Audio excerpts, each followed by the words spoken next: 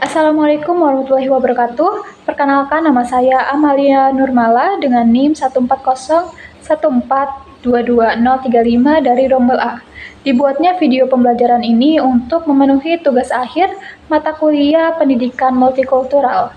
Di sini kita sama-sama akan membahas mengenai materi pendidikan multikultural. Adapun beberapa topik yang kita akan bahas ada 8, yaitu yang pertama ada hakikat kebudayaan, lalu yang kedua ada hakikat pendidikan multikultural, lalu yang ketiga ada teori pendidikan multikultural, yang keempat ada karakteristik pendidikan multikultural, lalu yang kelima ada problematika pendidikan multikultural di Indonesia. Lalu yang keenam, pengembangan pendidikan multikultural di Indonesia. Lalu yang ketujuh, prinsip pengembangan pendidikan multikultural di Indonesia. Dan yang terakhir, yang kedelapan adalah peranan sekolah dasar sebagai lembaga pengembangan pendidikan multikultural. Semoga bagi yang menonton jika menonton video ini, semoga dapat menambah wawasan bagi teman-teman yang menyaksikan.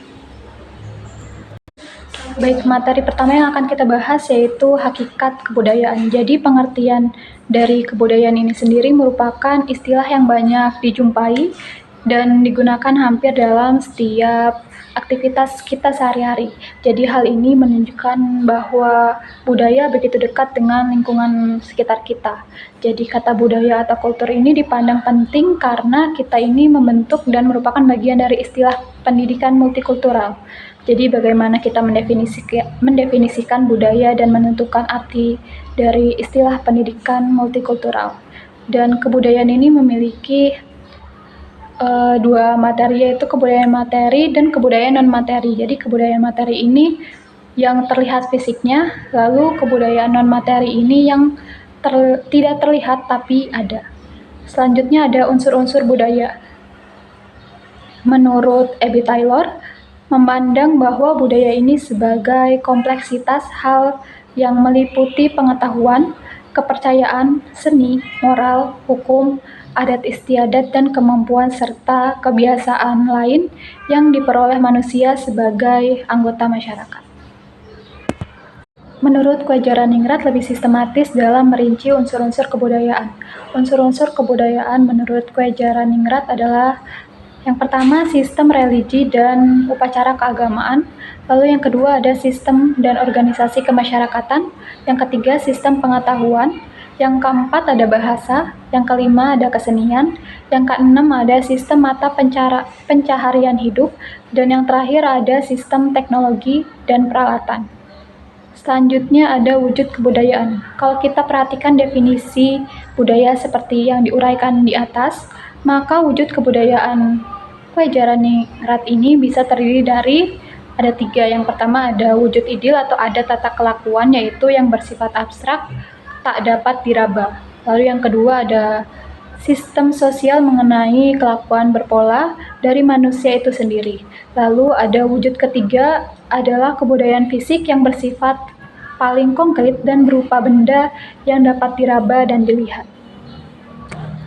Selanjutnya budaya dan lingkungan. Pada dasarnya kita tidak bisa lepas dan terpisah dari lingkungan kita.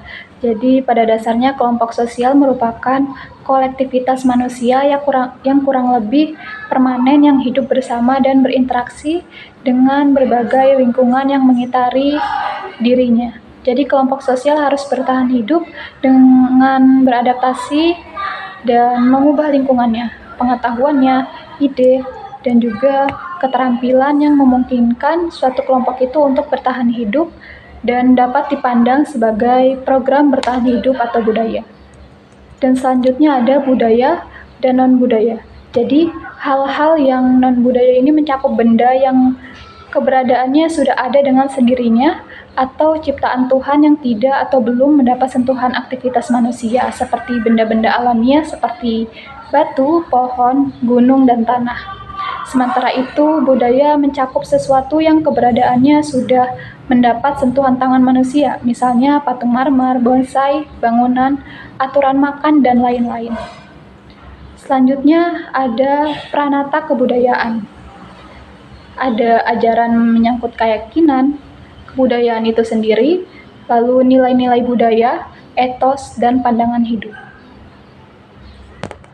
Baik, materi selanjutnya yang akan kita bahas yaitu hakikat pendidikan multikultural. Adapun pengertian pendidikan multikultural ini adalah ide, gerakan, pembaharuan, pendidikan, dan proses pendidikan yang tujuan utamanya adalah untuk mengubah struktur lembaga pendidikan supaya siswa, baik pria maupun wanita, siswa berkebutuhan khusus, dan siswa yang merupakan anggota dari kelompok ras, etnis, dan kultur yang bermacam-macam itu akan memiliki kesempatan yang sama untuk mencapai prestasi akademik di sekolah. Selanjutnya ada dasar pendidikan multikultural, terdiri dari yang pertama ada kesadaran nilai penting keragaman budaya, lalu yang kedua ada gerakan pembaharuan pendidikan, lalu yang ketiga ada proses pendidikan. Adapun tujuan pendidikan multikultural, yang pertama ada pengembangan literasi etnis dan budaya, lalu yang kedua perkembangan pribadi, yang ketiga klarifikasi nilai dan sikap, lalu yang keempat kompetensi multikultural, yang kelima ada kemampuan keterampilan dasar, yang keenam memperkuat pribadi dan reformasi sosial, lalu yang ketujuh memiliki wawasan kebangsaan atau kenegaraan yang kokoh. Selanjutnya yang kedelapan memiliki wawasan hidup yang lintas budaya dan lintas bangsa sebagai warga dunia. Lalu yang terakhir, hidup berdampingan secara damai. Selanjutnya ada fungsi pendidikan multikultural, yaitu yang pertama memberi konsep diri yang jelas. Lalu yang kedua ada membantu memahami pengalaman kelompok etnis dan budaya ditinjau dari sejarahnya. Lalu yang ketiga membantu memahami bahwa konflik antara ideal dan realitas itu memang ada pada setiap masyarakat. Yang terakhir, membantu mengembangkan pembuatan keputusan, partisipasi sosial, dan keterampilan kewarganegaraan. Baik, selanjutnya kita akan membahas mengenai teori dan pendekatan pendidikan multikultural. Di sini sudah ada beberapa teori dari beberapa ahli. Yang pertama ada Horace Kallen, menyebutkan bahwa jika budaya suatu bangsa itu memiliki banyak segi, nilai-nilai, dan lain-lain. Budaya itu dapat disebut pluralisme budaya. Ia menggambarkan pluralisme budaya itu dengan definisi operasional sebagai menghargai berbagai tingkat perbedaan, tetapi masih dalam batas-batas menjaga persatuan nasional. Selanjutnya ada teori dari James Bank. Kalau Horace Kallen itu kan perintis teori multikultural, maka James Bank ini dikenal sebagai perintis pendidikan multikultural. Jadi penekanan dan perhatiannya pun difokuskan pada pendidikannya. Bank yakin bahwa sebagian dari pendidikan lebih mengarah pada kontribusi, adiktif, transformasi, aksi sosial. Teori selanjutnya ada dari Bill Martin. Seperti halnya Bank, Martin ini menentang tekanan dari afrosentris dan tradisionalis Barat. Martin menyebut afrosentris dan tradisional Barat itu sebagai konsumeris multikulturalis. Multikulturalis ini bukan konsumeris tetapi transformasional yang memerlukan kerangka kerja. Lalu teori selanjutnya ada dari Martin J. Beck Matustik. Matustik mengatakan bahwa teori multikulturalisme ini meliputi berbagai hal yang semuanya mengarah kembali ke liberalisasi pendidikan dan politik Plato, filsuf Yunani. Dan teori selanjutnya ada dari Judith M. Green. Green menunjukkan bahwa multikulturalisme ini bukan hanya unik di Amerika Serikat saja, negara lain pun harus mengakomodasi berbagai kelompok kecil dari budaya berbeda. Kelompok-kelompok ini biasanya bertoleransi terhadap keuntungan budaya yang dominan. Materi selanjutnya yaitu karakteristik pendidikan multikultural. Adapun karakteristik pendidikan multikultural di berbagai negara. Contoh karakteristik pendidikan multikultural di berbagai negara adalah salah satunya yaitu Amerika Serikat dan Kanada. Jadi Amerika Serikat, sistem pendidikan di Amerika Serikat ini menekankan diversitas dengan kurikulum yang mencakup sejarah, sastra, dan budaya berbagai kelompok etnis. Program seperti affirmative action juga digunakan untuk mendorong inklusi di perguruan tinggi. Lalu ada Kanada, memiliki pendidikan multikultural yang kuat dengan kebijakan yang mendukung pluralisme budaya. Mereka mengintegrasikan aspek-aspek budaya dan bahasa dalam kurikulum nasional untuk menghormati warisan budaya dan bahasa beragam di negara ini. Selanjutnya, karakteristik Indonesia sebagai masyarakat multikultural. Indonesia ini kan dikenal sebagai masyarakat multikultural dengan lebih dari 300 suku bangsa, beragam agama, dan kekayaan budaya yang menciptakan harmoni dalam keragaman. Baik, materi selanjutnya yang akan kita bahas yaitu problema pendidikan multikultural di Indonesia. Jadi, yang kita tahu bahwa problema pendidikan multikultural di Indonesia ini memiliki keunikan yang tidak sama dengan problema yang dihadapi oleh negara-negara lain. Keunikan faktor-faktor geografis, demografi, sejarah, dan kemajuan sosial ekonomi seperti telah dibahas sebelumnya dapat menjadi pemicu munculnya problema pendidikan multikultural di Indonesia. Adapun yang pertama, problema pendidikan multikultural di Indonesia. Problema pendidikan multikultural di Indonesia memiliki keunikan yang tidak sama dengan problema yang dihadapi oleh negara-negara lain.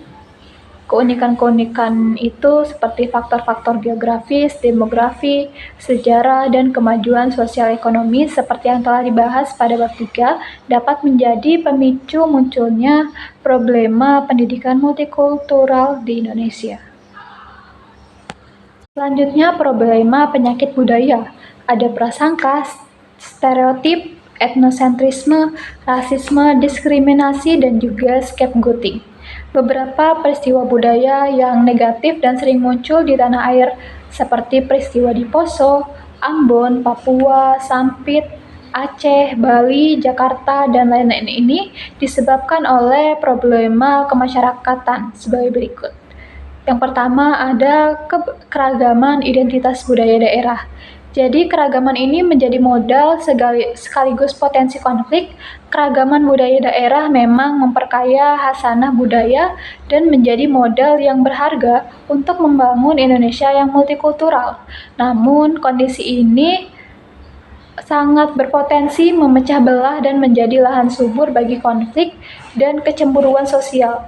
Masalah itu muncul jika tidak ada komunikasi antar budaya daerah, tidak adanya komunikasi dan pemahaman pada berbagai kelompok budaya lain ini justru dapat menjadi konflik. Dan dalam mengantisipasi hal ini, keberagaman yang ada harus diakui sebagai sesuatu yang mesti ada dan dibiarkan tumbuh sewajarnya.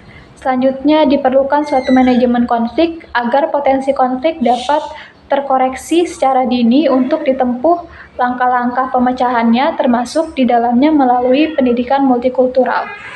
Lalu yang kedua ada pergeseran kekuasaan dari pusat ke daerah. Jadi dalam arena budaya terjadinya pergeseran kekuasaan dari pusat ke daerah membawa dampak besar terhadap pengakuan budaya lokal dan keberagamannya. Bila pada masa Orba, kebijakan yang terkait dengan kebudayaan masih tersentralisasi, maka kini tidak lagi. Kebudayaan sebagai sebuah kekayaan bangsa tidak dapat lagi diatur oleh kebijakan pusat, melainkan dikembangkan dalam konteks budaya lokal masing-masing. Lalu yang ketiga, kurang kokohnya nasionalisme. Keberagaman budaya ini membutuhkan adanya kekuatan yang menyatukan seluruh pluralitas negeri ini. Pancasila sebagai pandangan hidup bangsa, kepribadian nasional, dan ideologi negara merupakan harga mati yang tidak bisa ditawar lagi dan berfungsi sebagai integrating force. Saat ini Pancasila kurang mendapat perhatian dan kedudukannya yang semestinya sejak isu kedaerahan semakin semarak. Dan sejarah telah menunjukkan peranan Pancasila yang kokoh untuk menyatukan kedaerahan ini. Kita sangat membutuhkan semangat nasionalisme yang kokoh untuk meredam dan menghilangkan isu yang dapat memecah persatuan dan kesatuan bangsa ini. Lalu yang keempat ada fanatisme sempit. Fanatisme ini dalam arti luas memang diperlukan, namun yang salah adalah fanatisme sempit yang menganggap bahwa kelompoknya lah yang paling benar, paling baik, dan kelompoknya lah yang harus dihormati. Seperti itu. Lalu yang kelima ada konflik kesatuan nasional dan multikultural. Jadi, di satu sisi ingin mempertahankan kesatuan bangsa dengan berorientasi pada stabilitas nasional, namun dalam penerapannya kita pernah mengalami konsep stabilitas nasional ini dimanipulasi untuk mencapai kepentingan-kepentingan politik tertentu. Lalu yang keenam ada kesejahteraan ekonomi yang tidak merata di antara kelompok budaya. Jadi kejadian yang nampak bernuansa SARA seperti Sampit beberapa waktu yang lalu setelah diselidiki ternyata berangkat dari kecemburuan sosial yang melihat warga pendatang memiliki kehidupan sosial ekonomi yang jauh lebih baik dari warga aslinya. Jadi beberapa peristiwa di tanah air yang bernuansa konflik budaya ternyata dipicu oleh persoalan kesejahteraan ekonomi. Dan yang terakhir ada keberpihakan yang salah dari media massa, khususnya televisi swasta dalam memberitakan peristiwa. Jadi di antara media massa ini tentu ada ideologi yang sangat dijunjung tinggi dan dihormati.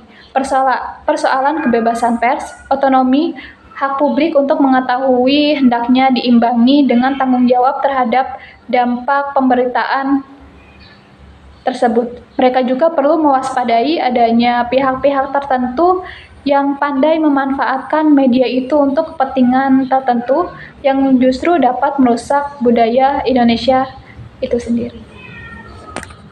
Materi selanjutnya yaitu pengembangan pendidikan multikultural di Indonesia. Jadi pemaknaan pendidikan multikultural itu berbeda-beda. Ada yang menekankan pada karakteristik kelompok yang berbeda, sedangkan yang lain menekankan pada masalah sosial, khususnya tentang penindasan, kekuasaan politik, dan pengalokasian sumber ekonomi. Ada yang memfokuskan pada keragaman etnis yang berbeda, sedangkan yang lain berfokus pada kelompok dominan di masyarakat. Makna yang lain membatasi pada karakteristik sekolah lokal dan yang lain memberi petunjuk tentang reformasi semua sekolah tanpa memandang karakteristiknya. Jadi pemaknaan pendidikan multikultural yang dianut oleh suatu sekolah dapat berimplikasi terhadap pengembangan pendidikan multikultural di sekolah tersebut. Jadi yang pertama ada pendidikan multikultural sebagai ide pendidikan multikultural sebagai ide ini adalah suatu filsafat yang menekankan legitimasi, vitalitas, dan pentingnya keragaman kelas sosial, etnis, dan ras, gender, anak yang berkebutuhan khusus, agama, bahasa, dan usia dalam membentuk kehidupan individu, kelompok, dan bangsa. Lalu yang kedua ada pendidikan multikultural sebagai gerakan reformasi pendidikan. Pendidikan multikultural ini dapat dipandang sebagai suatu gerakan reformasi yang mengubah semua komponen kegiatan pendidikan. Komponen ini mencakup nilai-nilai yang mendasari, artinya nilai-nilai yang bersifat pluralisme harus mendasari seluruh komponen pendidikan. Keragaman budaya menjadi dasar dalam menentukan filsafat yang mendasarinya. Lalu ada aturan prosedural, artinya aturan prosedural ini yang berlaku harus berpijak pada dan berpihak pada semua kelompok yang beragam itu. Lalu ada kurikulum. Jadi keragaman budaya menjadi dasar dalam mengembangkan berbagai komponen kurikulum seperti tujuan, bahan, proses, dan evaluasi. Artinya membutuhkan penyusunan kurikulum baru yang di dalamnya mencerminkan nilai-nilai multikultural. Kurikulum berperan sebagai media dalam mengembangkan kebudayaan daerah dan kebudayaan nasional. Lalu ada bahan ajar. Artinya materi multikultural itu harus tercermin dalam materi pelajaran pada semua bidang studi. Multikultural bukan hanya diajarkan satu bidang studi, melainkan lebih merupakan materi pelajaran yang bisa disisipkan pada semua bidang studi. Lalu, struktur organisasi. Artinya, struktur organisasi sekolah itu perlu mencerminkan kondisi real yang pluralistik. Budaya di lingkungan unit pendidikan yang pluralistik adalah sumber belajar dan objek studi yang harus dijadikan bagian dari kegiatan belajar siswa. Lalu yang terakhir, pola kebijakan.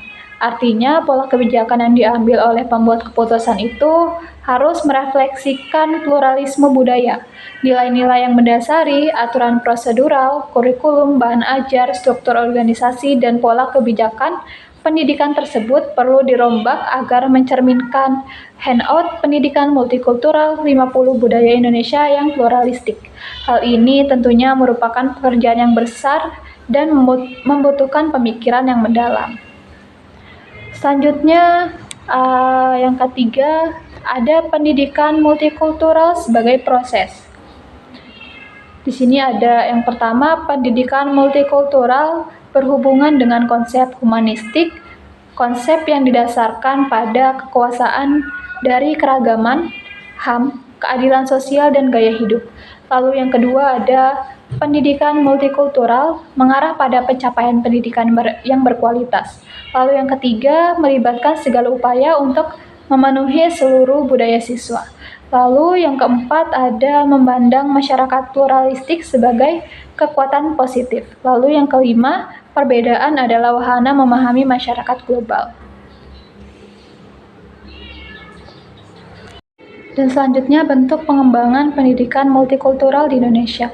Yang pertama ada penambahan materi multikultural yang dalam aktualisasinya berupa pemberian materi tentang berbagai budaya yang ada di tanah air dan juga budaya berbagai belahan dunia. Lalu yang kedua berbentuk bidang studi atau mata pelajaran yang berdiri sendiri, jadi tidak tergabung dengan mata pelajaran lain atau disisipkan seperti itu. Lalu yang ketiga berbentuk program dan praktek terencana dari lembaga pendidikan. Lalu yang keempat ada pada wilayah kerja sekolah. Jadi pendidikan multikultural ini mungkin berarti suatu kurikulum yang berhubungan dengan pengalaman kelompok etnis, suatu program yang mencakup pengalaman multikultural, dan suatu total school reform, upaya yang didesain untuk meningkatkan keadilan pendidikan. Lalu kelompok budaya, etnis, dan ekonomis. Ini lebih luas dan lebih komprehensif dan biasa disebut reformasi kurikulum. Lalu gerakan persamaan. Gerakan persamaan ini lebih dilihat sebagai kegiatan nyata daripada sekedar dibicarakan dalam forum-forum ilmiah. Lalu selanjutnya ada asas-asas dalam pendidikan multikultural di Indonesia. Di dalamnya yaitu ada asas wawasan nasional atau kebangsaan atau persatuan dalam perbedaan. Lalu yang kedua ada asas Bhinneka Tunggal Ika atau perbedaan dalam persatuan. Lalu yang ketiga asas kesederajatan. Lalu yang terakhir yaitu asas selaras, serasi, dan seimbang. Selanjutnya, 3 prinsip penyusunan program dalam pendidikan multikultural. Yang pertama ada pendidikan multikultural didasarkan kepada pedagogik baru, yaitu pedagogik yang berdasarkan kesetaraan manusia atau equity pedagogik. Lalu yang kedua, pendidikan multikultural ditujukan pada terwujudnya manusia yang berbudaya. Lalu yang terakhir, yang ketiga, prinsip globalisasi budaya.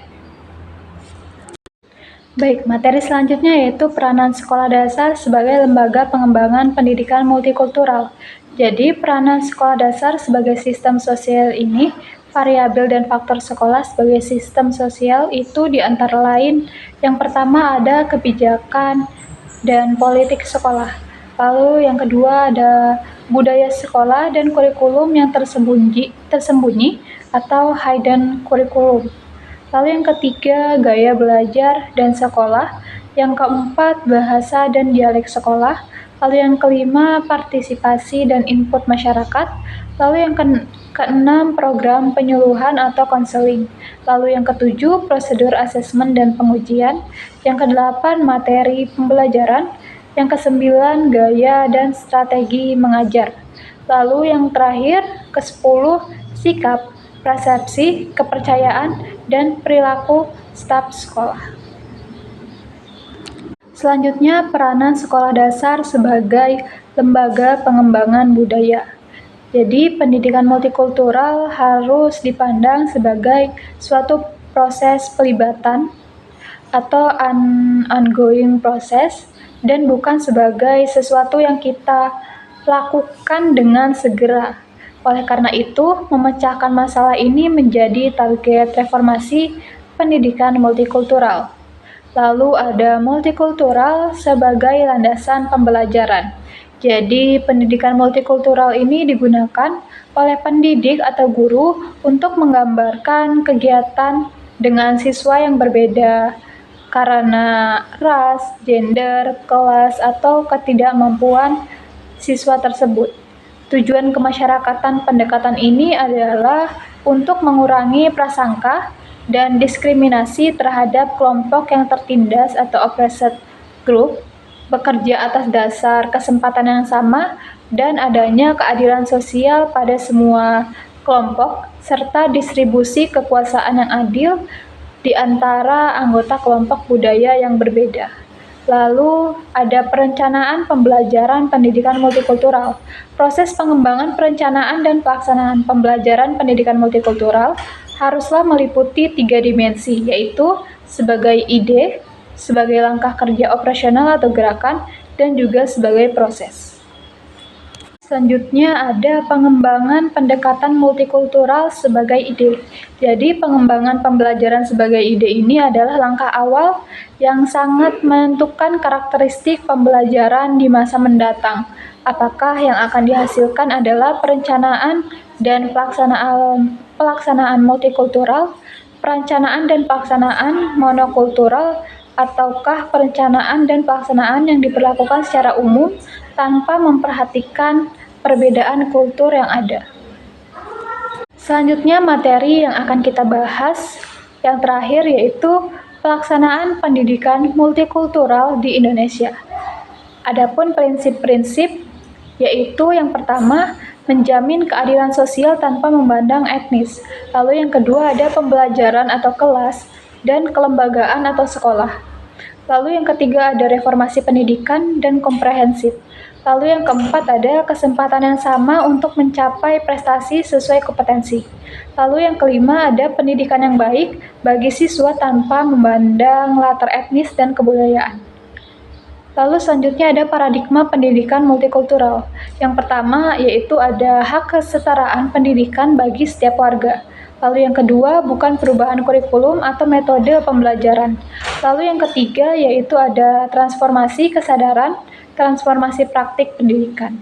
Lalu yang keempat ada mempersempit kesenjangan dan yang terakhir memberikan kesetaraan. Selanjutnya ada konsepsi pendidikan multikultural menurut Banks. Yang pertama, integrasi konten atau pemahaman budaya dengan tepat.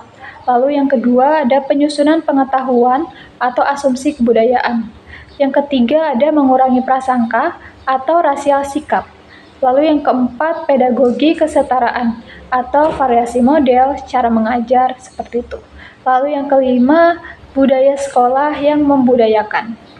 Lalu ada selanjutnya sasaran pendidikan multikultural. Yang pertama ada pengembangan identitas kultur, lalu yang kedua hubungan internasional, dan yang ketiga memberdayakan diri sendiri. Lalu selanjutnya ada kompetensi kultur. Yang pertama ada kompetensi individu, yang kedua hasil kesadaran dari bias kultural, lalu yang ketiga proses pengembangan.